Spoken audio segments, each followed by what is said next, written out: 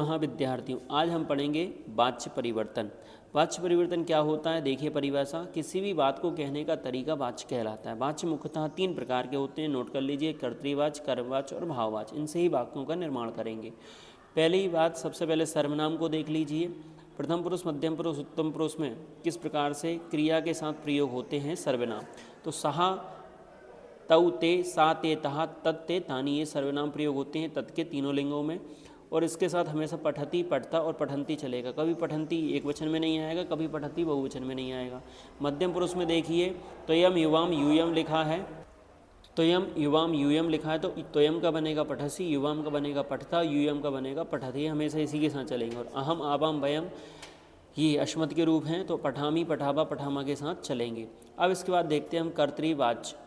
वह वाक्य जिसमें कर्ता प्रधान होता है, अर्थात कर्ता में हमेशा प्रथम व्यक्ति एक वचन होगी, सक्रिय रहता है, वह कर्ता कहलाता है।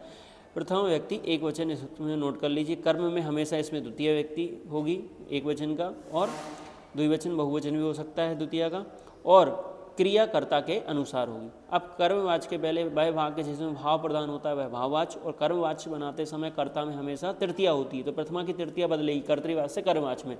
कर्मवाच्य बनाते समय कर्म में हमेशा प्रथम व्यक्ति होती है, और कर्म के अनुसार ही क्रिया का प्रयोग होता है। ये बिल्कुल नोट कर लीजिए।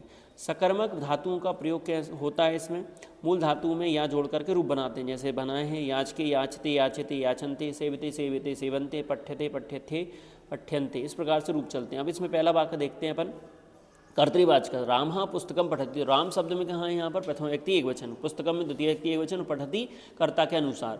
अब राम की तृतीया क्या बनाई है, रामायण। पुस्तक की प्रथम व्यक्ति एक वचन क्या हो गई, पुस्तकम ही बनती है, और पठति क्या बन जाता है, पठ्यति। तो ये नोट कर लीजिए। दूसरा, सर्वनाम से शब्द बनाया है, तो सहा गृहम गच्छति लिखा है, तो सहा की तृतीया क्या बनेगी, तेन।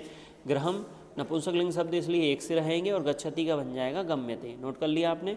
आगे चलते हैं। वयम फलम खादामा, तो वयम यहाँ बहुवचन है, तो यहाँ पर भी क्रिया कैसी हो गई, बहुवचन की। और फलम एक वचन, द्वितीय का एक वचन है, यहाँ भी द्वितीय का एक वचन। यहाँ वयम के अनुसार तृतीया बहुवचन बदल जाएगा अस्माभि, लेकिन यहाँ पर बहुवचन है, लेकिन यहाँ पर खाद्यते कौन सा है, एक वचन में आएगा, क्योंकि फल में कौन सी व्यक्ति है, एक वचन है फल में।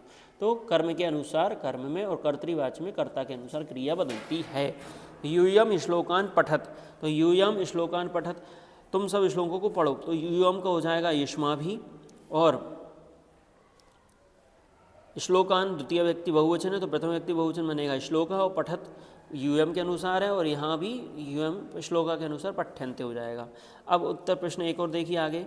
वह धन देता है, तो सह धनम ददाति, तो सह का हो जाएगा तेन, धनम हो जाएगा धनम, और ददाति का हो जाएगा दीयते। तो ये कर्मवाच्य मतलब। मान लीजिए परीक्षा में नीचे वाला कर्मवाच्य का प्रश्न दिया हुआ है, तो आपको इसको कर्तृवाच्य में ऐसे बदलना है। तृतीया की प्रथमा करना है, प्रथमा की द्वितीय एक वचन करना है, और क्रिया कर्ता के अनुसार करना है कर्तृवाच्य में। अगला प्रश्न देखिए। रमा जल पीती है, तो रमा जलम पिबती, ये कर्तृवाच्य का है, और एक कर्मवाच्य का नीचे वाला रमया जलम पीयते। तो रमा के रूप याद कर लीजिए, लता के रूप याद कर लीजिए, बालिका के रूप याद कर लीजिए, नदी के, हरि के, कवि के, जितने भी इकारांत, आकारांत, उकारांत शब्द हैं, इनको सबको याद करना पड़ेंगे। प्रथम द्वितीय तृतीय व्यक्ति। राम हरि को भजता है, तो रामा हरिम भजती। अब हरि शब्द पुल्लिंग है, तो रामायण हरिम की हरि हो जाएगी प्रथम एक वचन, और भजती का भज्यते बन जाएगा। इसके बाद भाववाच्य, यह वाक्य जिसमें भाव प्रदान होता है वह भाववाच्य कहलाता है। भाववाच्य बनाते समय हमेशा क्या होता है, कर्ता में तृतीय व्यक्ति होती है। कर्ता हमेशा तृतीय व्यक्ति एक वचन का होता है, और क्रिया हमेशा कौन सी होती है, प्रथम पुरुष एक वचन की ही प्रयोग की जाएगी। इसमें कभी कर्ता अगर बहुवचन में है, द्विवचन में है, एक वचन में है, तब भी इसमें क्रिया कौन सी लगेगी, प्रथम पुरुष एक वचन की लगेगी। नोट कर लीजिए। इसमें अकर्मक धातु का प्रयोग होता है। मूल धातु में या जोड़ करके आत्मनेपद में रूप बनाते हैं। देखिए पहला सीता कीडती लिखा, तो सीतिया कीड्यते हो गया, यते सब में जुड़ेगा। सा नृत्यति का तेन नृत्यति, अगर तेन नृत्यते आ जाए तो सहा नृत्यति लिखना है। रमया उच्चई हस्यते आ जाए तो रमा उच्चई हसती। इसमें देखो कर्म बीच में दिया है जोड़ से, ये अव्यय, तो इसमें कोई प्रयोग बदलाव नहीं होगा।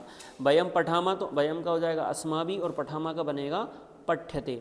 सहा बदती, सहा बदती का क्या बन जाएगा, तेन बद्यते, या तेन उच्चते भी लिख सकते हैं। यूयम लिखत का बनेगा युष्माभि लिख्यते। तो इस प्रकार से आपको कर्तरीकर्मवाच्य समझ में आए होंगे। हम इसकी और वीडियो देखेंगे, और प्रश्न बना करके देखेंगे किस प्रकार से कर्तरीकर्मवाच्य आते हैं।